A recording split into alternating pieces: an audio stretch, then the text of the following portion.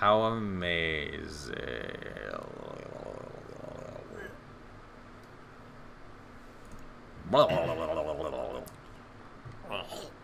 Am I recording? Maybe. I'm gonna take that as a yes. Alright, where are we? What are we doing? Story. Whoa. Oh, here's the king The king. that we didn't see in the present timeline. No, because he's been here the whole time. He died in the past, so we couldn't see him in the present. Perhaps. It will be Title safe drop. now. Lays in wait for its new heir.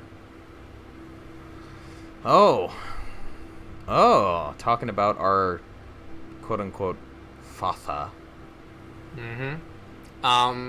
Maybe he's evil. Maybe he isn't. Maybe the birds are evil. Something to think about. I'm not sure about that.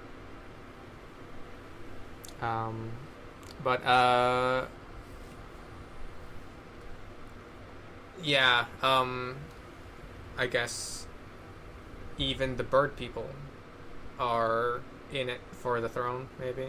Or at least they don't want anyone else to rule it. Like us. They're trying to Screw everyone. They're trying to stop people from taking the throne, it looks like. So we have Birdman in our party, and there's Birdman right there, so too. weird.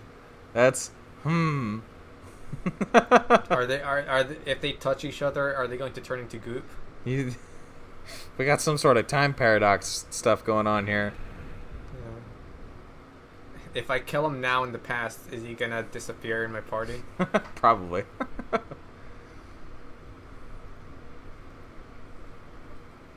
He was a So blind I have coward. said that Sarah's probably my favorite party member. He seems to be the most developed.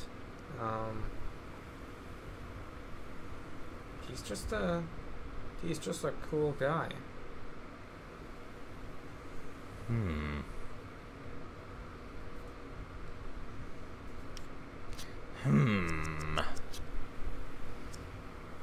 Oh, and yeah, probably should have mentioned it in the previous episode, but yeah, your journal keeps track of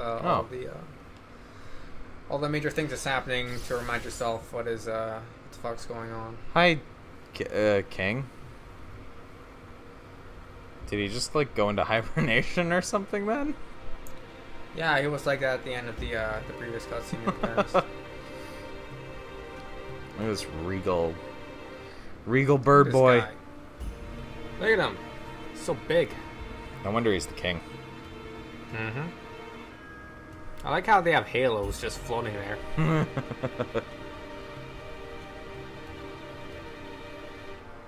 So, Axe is looking a little bit more evil. Oh, so now we're getting the backstory of, like, who these white sages are. They are in it for the throne.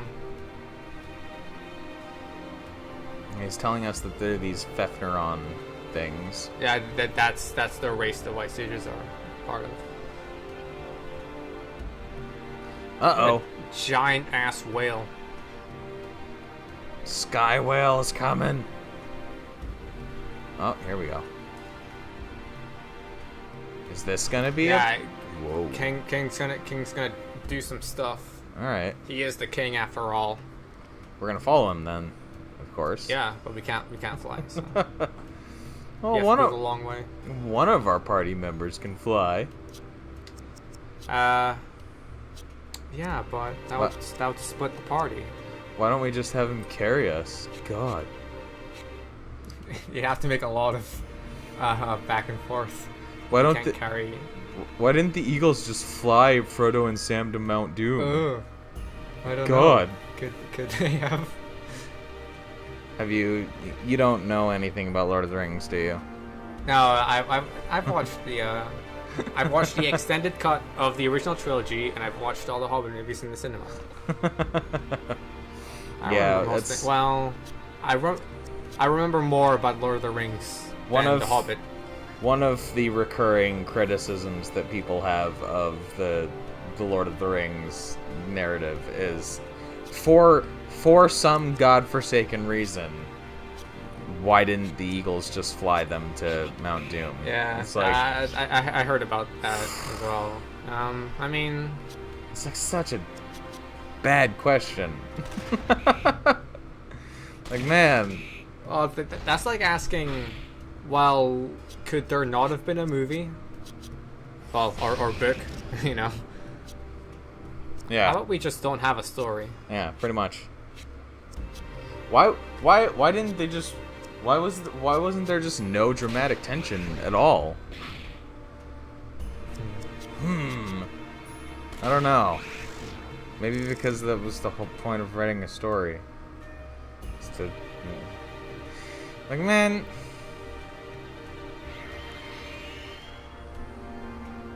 You ever see stories that just like don't do anything?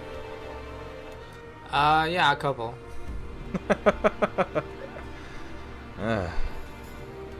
Man, imagine a video game where there was just like just nothing happened at all. Just like no narrative, no tension, just like you're this person. You're hanging out in your daily life, like whatever. Like, man, I'm sure there's bound to be like some indie game that does that. I don't know. Well, I know.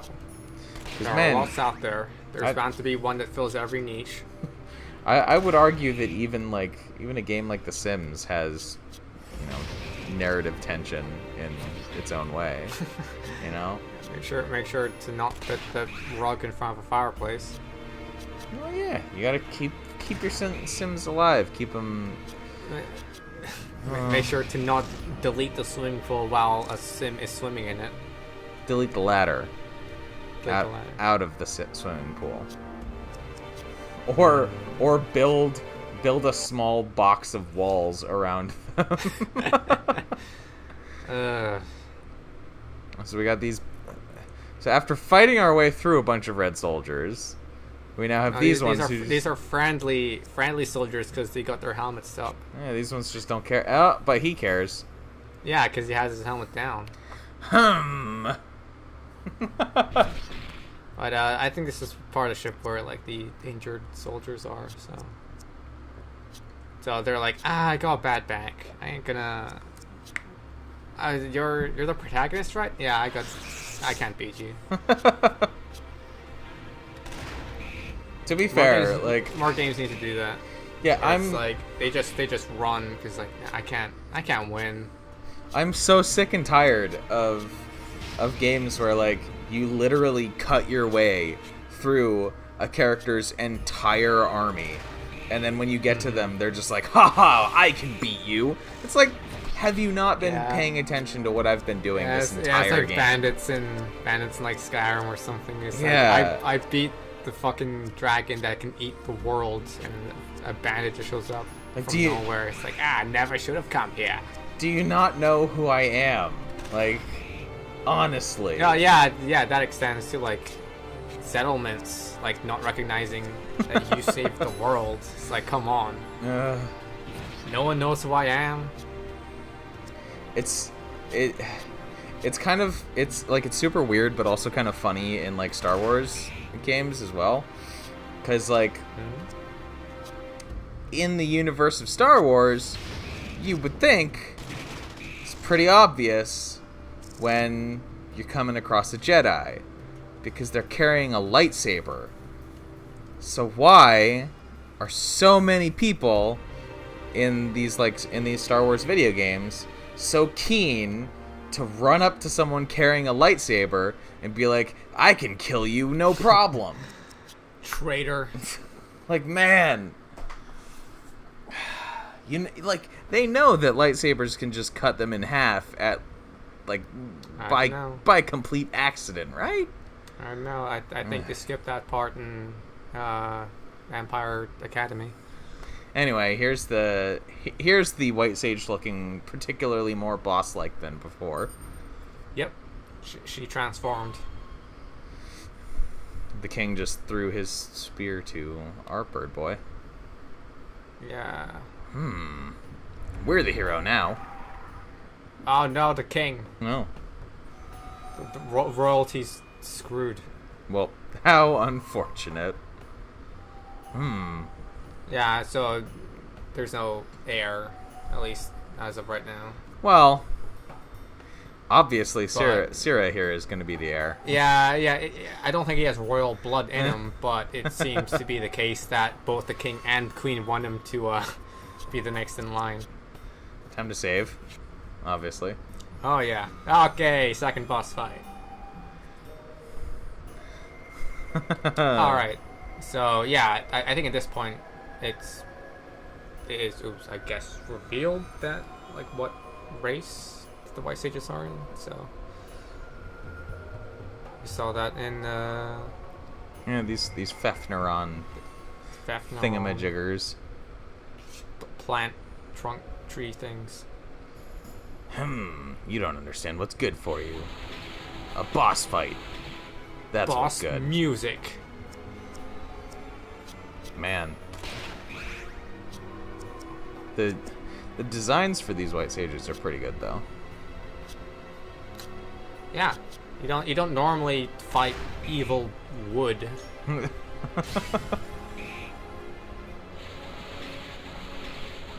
Oof. And it's a lot different from the first one as well, because like the first one is like more defensive. This one is like more exposed. So how much have we over leveled at this point? I think quite a bit. I noticed that we're already halfway through this boss's health. Well, the nature of JRPG bosses that they would have phases, and the second phase would be noticeably tougher than the first one. That all depends on the era of JRPG you're talking about, really. Well, I think the first boss had different phases, or well, not necessarily phases, but it would have attacks that it would only perform when it has like lesser health, which I guess would count as a different phase. Sort of. Not as obvious as like in Dark Souls 3, where every single boss in that game has 2 phases, and even having a second health bar entirely when you reach its second phase. Man, but that first time in the Edex Gundyr fight, that was a surprise. I was not expecting that when I right at the beginning of the game. Yeah, it's also a big surprise when you can encounter a mimic as your first treasure chest. Yeah. So many mimics. God. Bam! Well, that was not terribly difficult. Not so bad. Uh-oh. The sage is laughing at us. That's usually a bad thing. That can't bode well. When you defeat the bad guy and then the bad guy's laughing, that's the point in time where I think you should get out the room. Universal sign of things going wrong. Yeah, I was only biding time. You've activated my trap card. Pretty much. And it only activates after I get defeated. Alright. You won, but I win anyway. You didn't win. Oh, yeah. Well, she's still alive. Really. Sort of. Ew. Should put it out of its misery.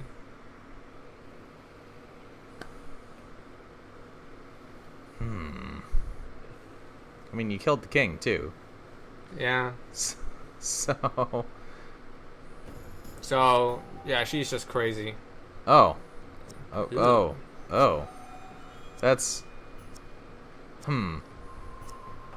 Ugh. I feel like we need to heal, but Nah. This is the victory lap. you sure about that? If I remember correctly. It'll be embarrassing if like this thing killed my party.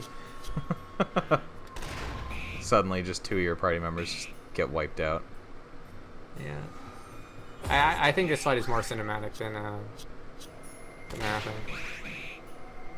Please stop. No. Please to be stopping.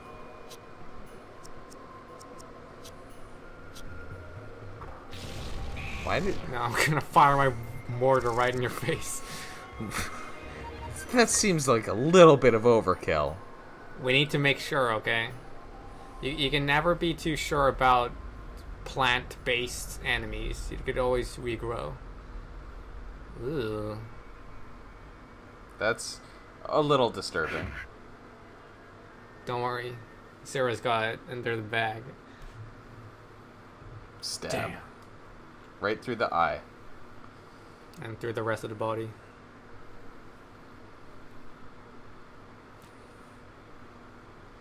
You can never be too careful. You need a definitive death with these villains, okay? Of course. You know, I like to see the corpse, so I know that they're dead. If they don't die on screen, they're not actually dead. If they fall off a cliff, they're more likely to be alive than God. dead. Like, I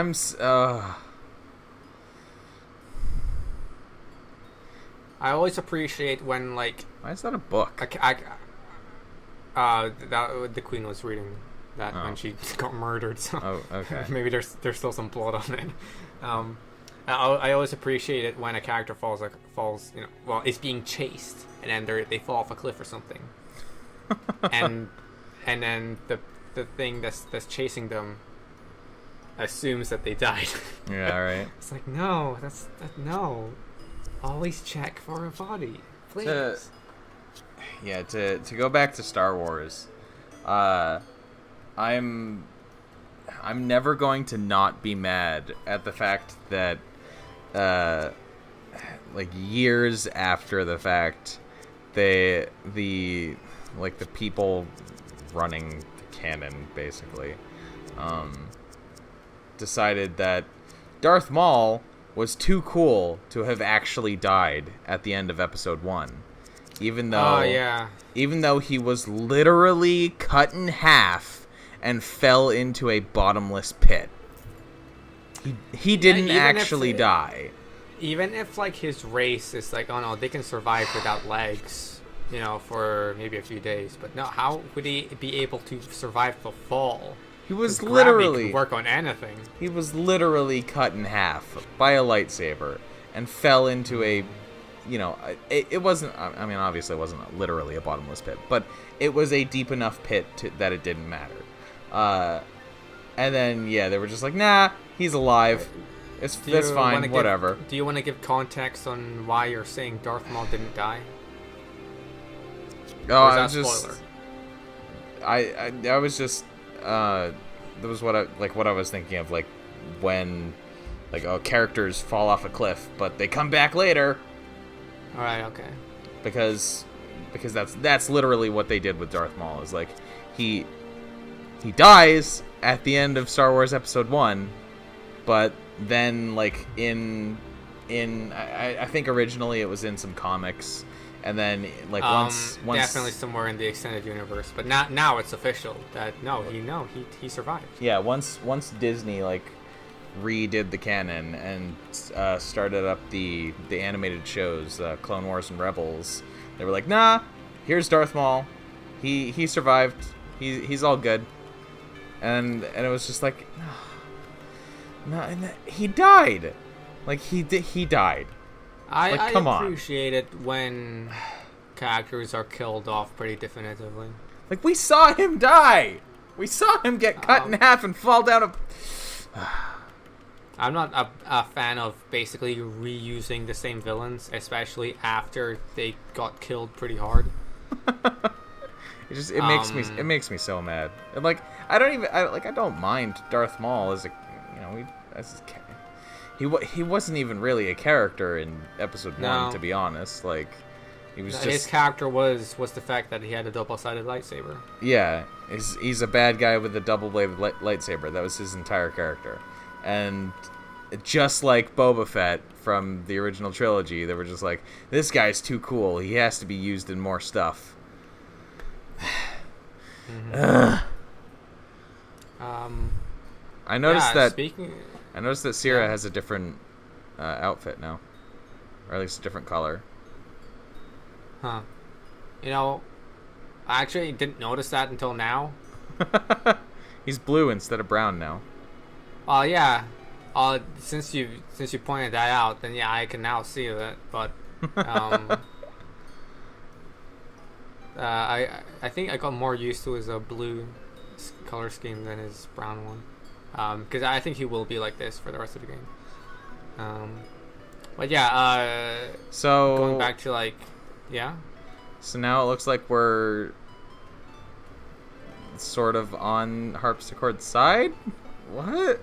Well, basically the Sare, they're gonna be a bigger problem now. Oh yeah. Well, this is where I grinded. I forgot about this.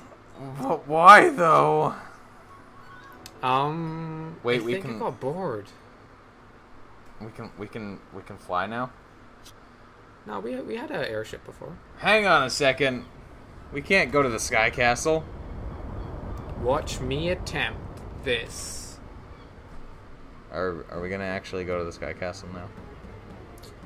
Hey, it's made available.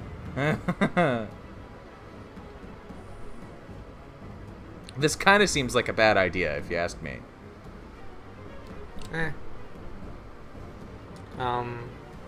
Yeah, like going back to like villains that should have been killed off. I always think of Illidan from Warcraft. It's like, how many times has he tried to like do something? He's had 3 attempts, right? Well, it was Warcraft 3. Yeah. And then Burning Crusade, and then one of the later expansions in WoW. He sort of like, I think he sort of resurfaced with Legion, but Legion, that's it. Yeah, I know. It just seems like when I saw Illidan as like one of the major villains in Legion, it's like, come on, like Illidan, like you've already tried this twice. Like, do you wanna? I don't think that he's actually like a main antagonist of the expansion though. But I actually haven't played. Like, I stopped. But he's still alive, at least. Yeah. By the time Legion came around, so that's enough of a reason to make him into a villain again. Is that he exists. I don't know that he's like one of the actual villains of the story though. Right. Like, just because he's there doesn't necessarily mean that he's a villain. Oh, I just know that in WoW, as long as Sargeras, is that the Sargeras flame dude? Yeah, whatever. Yeah, him. As long as he's still alive, there's going to be more Warcraft expansions. Well, because like after he's gone, it's like, who have we got left? Well, yeah, I don't think that they're. I don't know actually, because they've done raids now that have like the avatar of Sargeras. He doesn't count. As long as Sargeras is, I don't think hanging around. I don't think that they're ever gonna do an expansion that actually has the players like fighting the Titans themselves. Just because like he's too powerful. Well, yeah. Like within the lore of Warcraft, the Titans are supposed to be like the people who basically like well, the beings that created the universe for all intents and purposes. So it's kind of it would basically be like the equivalent of having you fight God, which obviously JRPGs occasionally do, but if it were 1,000-man raid, well, no, they wouldn't ever do that. Would that be enough? Like the power level of the players in World of Warcraft is not supposed to be that high. Out of the antagonists WoW has had so far, what would be like the highest like power level? That's a weird one to categorize, because you would, like, technically speaking, there are a lot that you would think from earlier expansions that would be stronger lore-wise than the bosses who showed up in later expansions. Well, yeah, I'd say lore-wise would be more appropriate. Yeah, because obviously the nature of the MMO means that Oh yeah, you gotta have the later enemies be stronger than the previous ones. Yeah, the raid bosses in Legion are the current strongest ones in the game, but yeah, lore-wise, I wouldn't say, the Avatar of Sargeras is probably one of the stronger beings lore-wise, but like Grommash Hellscream or Garrosh Hellscream, whichever one was the, like, one of the final bosses from Warlords of Draenor, or was he Legion? I don't know. Whatever. Whoever was one of the raid bosses recently, like, lore-wise, he is most certainly not stronger than, like, Cthulhu. That's true. My immediate guess would be, as someone who has not played WoW, would it be Deathwing? He's one of the stronger ones.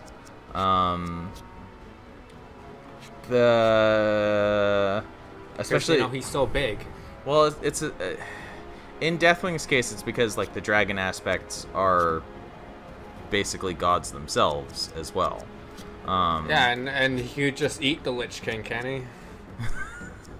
Well, combat between the Lich King and Deathwing would be a thing to behold. It's all Deathwing is one of the stronger beings, and he within, like, the World of Warcraft itself, he is made stronger than his original self, just because of the old god's corruption.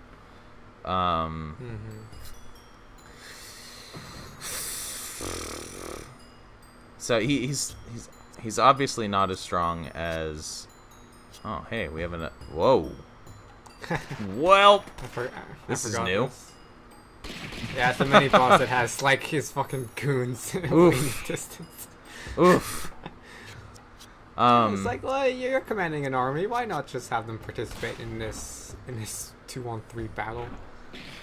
Yeah. So as far as lore-wise, enemies that have shown up in WoW itself, I can't really speak for Warlords of Draenor or Legion, just because I haven't played them. But, like, Lich King, Cthulhu, and Deathwing are definitely all on they're on the high tier level.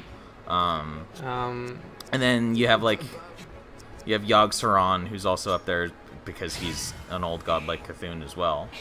Yeah, I was thinking, like Cthulhu, that sounds a bit like Cthulhu. Well, yeah. Is it? Yeah, I was thinking, wait, are those characters Lovecraft inspired? That is literally what they were based on. Right, so due to the nature of being Lovecraft inspired, they would be pretty high power level. Have you ever seen Cthulhu?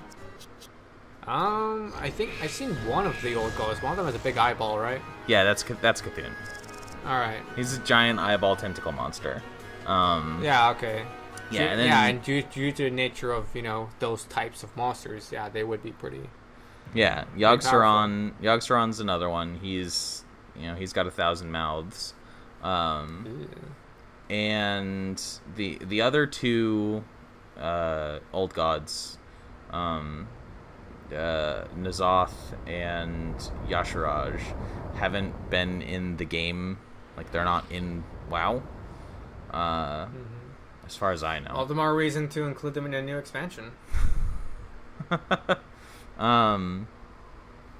yeah, like the old gods are like on the tier below the Titans, because the Titans were, I believe, if I remember my lore correctly, the Titans were the ones who basically put down the old gods in the first place. They were the reason that Yogg-Saron was trapped underneath Ulduar, and why Cthulhu was trapped in Silithus and like locked away. And that's why there's a giant like dead faceless one creature in what's the name of the area? It's one of the early questing areas when you start as a night elf. But I don't... Ashenvale? Nah, right before Ashenvale. I don't remember. But yeah, there's just like a giant Lovecraftian creature with a huge like spear stuck through its skull, basically. I like it when the player character is not the most powerful being in the universe. Yeah, and like that is kind of canonically how they do the raid storylines as well, because like the whole you need the power of 40 player characters. Speaking of player characters not being the most powerful thing in the universe, we're going to be fighting this thing. What is that thing? Clearly something I should be fighting later on. Wow. Alright. It completely wiped my party in 1 second.